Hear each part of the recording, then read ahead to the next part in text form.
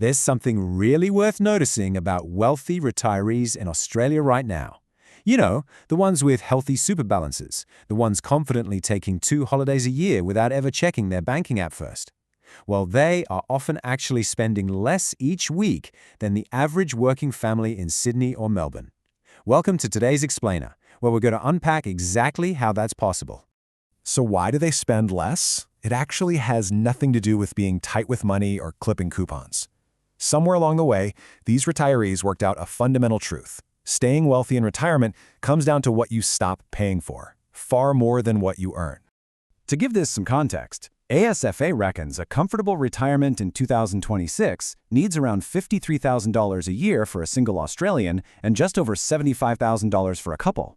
Yet plenty of self-funded retirees are living brilliantly on even less than that because they've stopped paying for certain things. Once you understand what these things are, you'll probably spot a few leaks in your own weekly spending that have been costing you for years. Here is our roadmap for today. 1. The wealthy retiree paradox. 2. Dodging the depreciation trap. 3. Cutting the convenience drip. 4. Rejecting the logo tax. 5. The zero debt strategy. And 6. Downsizing the suburban dream. Let's jump right in. Section 1. The wealthy retiree paradox. Efficiency over deprivation. The typical working family is often caught on a cycle of high weekly spending and recurring lifestyle costs. But the wealthy retiree? They operate on pure intentional spending. And look, they haven't given up the good life. They'll happily spend an afternoon at a winery on the Mornington Peninsula or grab dinner in Fitzroy when they feel like it. What they've done is eliminated the hidden financial leaks. Every dollar simply has a purpose. Section 2. Dodging the depreciation trap. Skipping the showroom smell. Now, cars in general are totally fine. The problem is the showroom version with that fresh paint smell and a $65,000 drive-away price. They've run the numbers, and they know a new car in Australia drops 10 to 15% in value the second you leave the lot, followed by another 10 to 15% by the end of year 1.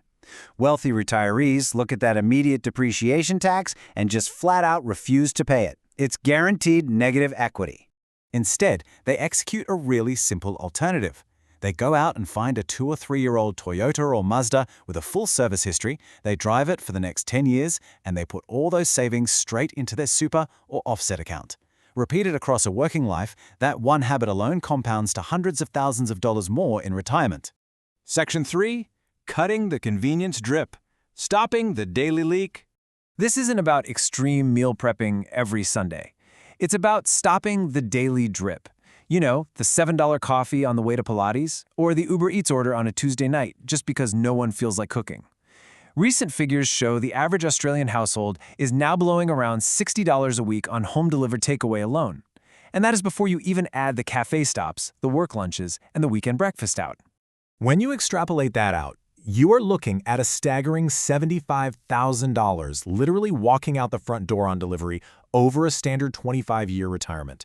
And honestly, that's before you even calculate the massive opportunity cost of what that money could have grown into if it had been invested. Wealthy retirees cook most nights at home, keep their indulgences intentional, and shop the specials at Kohl's and Woolies because those savings add up to thousands every year without ever feeling like deprivation. Section 4. Rejecting the logo tax. Paying for product, not packaging. The third thing on the chopping block is brand name absolutely everything. Wealthy retirees stopped paying the logo tax years ago. They buy all the olive oil instead of the imported bottle that costs 3 times more for the exact same product. They take generic medications when their GP confirms the active ingredient is identical.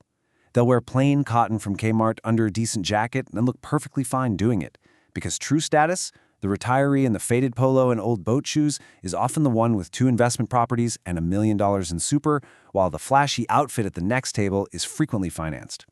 Section 5. The zero debt strategy. The ultimate guaranteed return. The fourth thing they stop buying is debt. All of it. The average credit card interest rate on outstanding balances in Australia right now sits at a brutal 18.6%, with plenty of cards charging well over 20% once you fall behind. Think about that for a second. Absolutely no share portfolio, no investment property, and no super fund consistently beats an 18.6% return after tax. So clearing debt becomes the single best investment available, and wealthy retirees know it well. By retirement, the mortgage is completely gone. They reduce down to just one credit card, cleared in full every single month. They flat out refuse buy now, pay later schemes and personal loans for holidays. If they want to upgrade the kitchen or put an overseas trip together, they simply wait until the cash is sitting securely in their offset account. Section 6. Downsizing the suburban dream. Shedding the 5-bedroom anchor. This fifth thing catches a lot of Australians under the age of 50 completely off guard. Wealthy retirees stop buying oversized homes. That big 5-bedroom house in the suburbs made perfect sense when the kids were teenagers and the dog needed a huge backyard. But by the time you hit 65, that same home turns into a massive lifestyle tax, costing an absolute fortune in ongoing council rates, insurance premiums, constant maintenance, heating, cooling, and, most importantly, your time. Smart retirees are incredibly quick to cut this cord. They downsize, often into a highly efficient 2- or 3-bedroom townhouse located much closer to transport, shops, and medical care. And the genius part? They use government incentives like the downsizer contribution to turn that illiquid property equity into highly protected, tax-efficient superannuation wealth. Looking back over these distinct lifestyle shifts, dodging new car depreciation, cutting the convenience strip, rejecting the logo tax, eliminating debt, and downsizing the family home, we arrive at this powerful realization. Staying wealthy in retirement comes down to what you stop paying for, far more than what you earn. That single sentence is the absolute bedrock for a stress-free financial future. So, before you open your banking app again today or tap your card for that delivery order, I want you to ask yourself which of these financial leaks is quietly draining your future right now? And more importantly, what is it going to cost you over the next 20 years if you don't plug it today? Thanks so much for joining me on this explainer, and I'll catch you next time.